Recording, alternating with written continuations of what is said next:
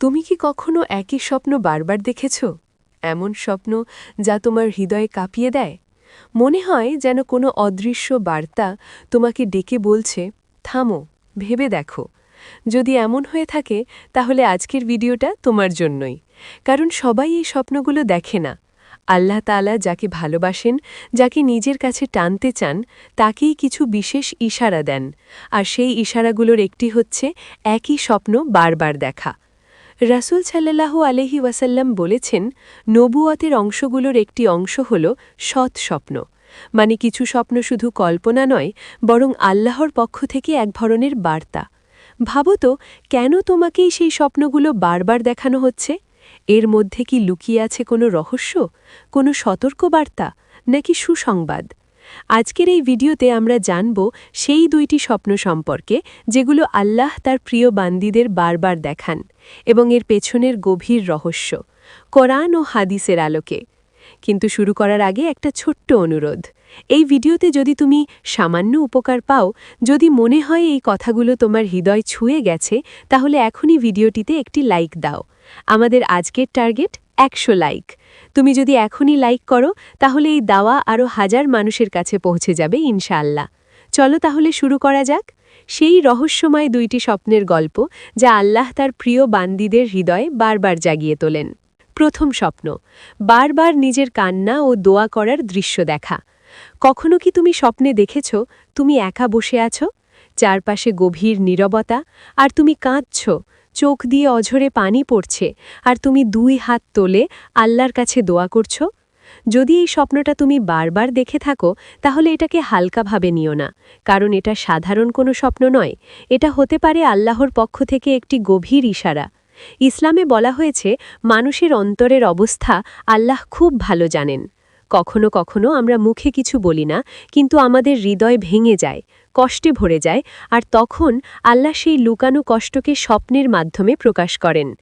রাসূল সাল্লাল্লাহু আলাইহি ওয়াসাল্লাম বলেছেন, সৎ স্বপ্ন আল্লাহর পক্ষ থেকে আসে, সহিহ বুখারী। অর্থাৎ কিছু স্বপ্ন এমন আছে যেগুলো আল্লাহ তার প্রিয় বান্দাকে দেখান, তাকে সতর্ক করতে বা তার দিকে ফিরিয়ে আনতে। এই স্বপ্নে কান্না করা কি বোঝায়? প্রথমত, এটা তোমার অন্তরের পবিত্রতার লক্ষণ হতে পারে, কারণ যেই হৃদয় আল্লাহর জন্য কাঁদে, সেই হৃদয় আল্লাহ খুব ভালোবাসেন। দ্বিতীয়ত, এটা হতে পারে আল্লাহ তোমাকে ডাকছেন।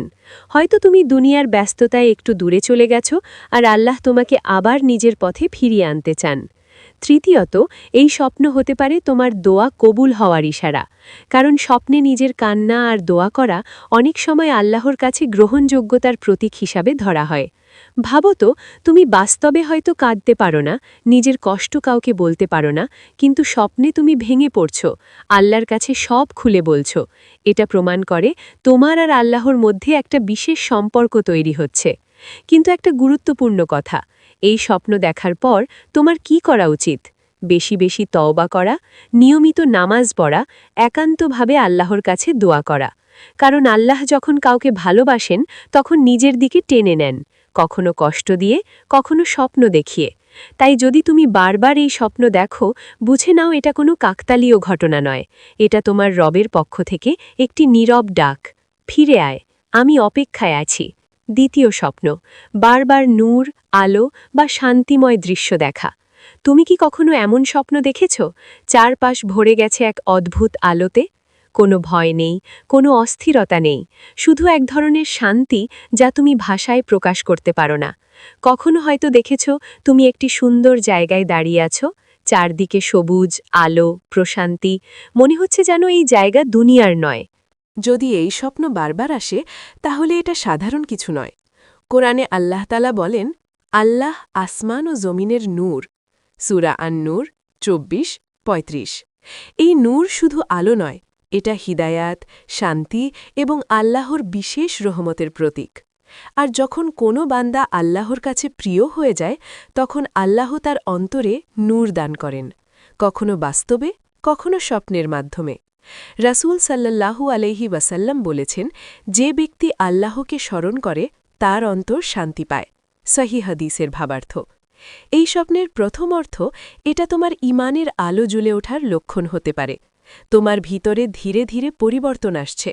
তুমি হয়তো আগের মতো নেই, তোমার হৃদয় এখন আল্লাহর দিকে ঝুঁকছে। দ্বিতীয়ত, এটা হতে পারে সুসংবাদ। অনেক সময় এই আলো বা সুন্দর দৃশ্য জান্নাতের একটি ইশারা হিসেবে ধরা হয়, মানে আল্লাহ তোমাকে দেখাচ্ছেন, তুমি যদি এভাবেই থাকো, আমি তোমার জন্য আরও ভালো কিছু রেখেছি। তৃতীয়ত, এটা আল্লাহর পক্ষ থেকে শান্তির বার্তা। হয়তো তুমি বাস্তব জীবনে অনেক কষ্টে আছো, মানসিক চাপের মধ্যে আছো, কিন্তু আল্লাহ তোমাকে জানিয়ে দিচ্ছেন, চিন্তা করো না, আমি তোমার সাথে আছি। ভাবো তো, এই দুনিয়ায় যেখানে প্রতিদিন দুশ্চিন্তা, কষ্ট, ভয়, তার মাঝেও যদি তুমি বারবার এমন শান্তিময় স্বপ্ন দেখো, তাহলে এটা কেবল কল্পনা নয়, এটা তোমার রবের দয়া। কিন্তু মনে রেখো, শুধু স্বপ্ন দেখলেই কেউ আল্লাহর প্রিয় বান্দা হয়ে যায় না। স্বপ্ন হতে পারে একটি ইশারা, একটি সুযোগ, কিন্তু সেই সুযোগকে বাস্তবে রূপ দেওয়া, এটা তোমার কাজ। হয়তো আল্লাহ তোমাকে দেখাচ্ছেন, তুমি কাঁদছ, তুমি আমাকে ডাকছ, এটা যেন তোমার ভিতরের ঈমানকে জাগিয়ে তোলার চেষ্টা। আবার যখন তুমি নূর আর শান্তির স্বপ্ন দেখো, এটা যেন আল্লাহ বলছেন, তুমি যদি আমার দিকে 1 কদম আসো, আমি তোমার দিকে 10 কদম এগিয়ে আসব।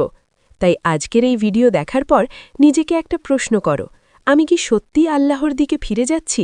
আমার নামাজ, আমার দোয়া, আমার জীবন সবকিছু কি তার সন্তুষ্টির জন্য? কারণ আল্লাহ তাআলা কোরআনে বলেন, নিশ্চয়ই আল্লাহ কোনো জাতির অবস্থা পরিবর্তন করেন না যতক্ষণ না তারা নিজেদের পরিবর্তন করেন। সূরা আর-রাদ 13-11। মানে পরিবর্তনটা তোমাকেই শুরু করতে হবে। স্বপ্ন তোমাকে পথ দেখাতে পারে, কিন্তু সেই পথে হাঁটতে হবে তোমাকেই। হয়তো তুমি অনেক ভুল করেছ, অনেক গুনাহে জড়িয়ে পড়েছ, কিন্তু মনে রেখো, আল্লাহর দরজা সব সময় খোলা। তুমি যদি আজ সত্যিকারের তাওবা করো, 1 ফোঁটা চোখের পানি ফেলো, তাহলে আল্লাহ তোমার অতীত মাফ করে দিতে পারেন, তোমার ভবিষ্যৎ সুন্দর করে দিতে পারেন। তাই দেরি করো না, আজ থেকেই শুরু করো। 5 ওয়াক্ত নামাজ, নিয়মিত দোয়া আর আল্লাহর উপর পূর্ণ ভরসা। শেষে শুধু একটা কথা, যদি এই ভিডিও তোমার হৃদয়ে সামান্য হলেও নাড়া দেয়, তাহলে এক্ষুনি ভিডিওটিতে একটি লাইক দাও, শেয়ার করো। আমাদের টার্গেট 100 লাইক। তোমার একটি লাইক হয়তো আরেকজনকে আল্লাহর পথে ফেরার কারণ হয়ে যাবে ইনশাল্লাহ। আল্লাহ আমাদের সবাইকে তার প্রিয় বান্দাদের অন্তর্ভুক্ত করুন।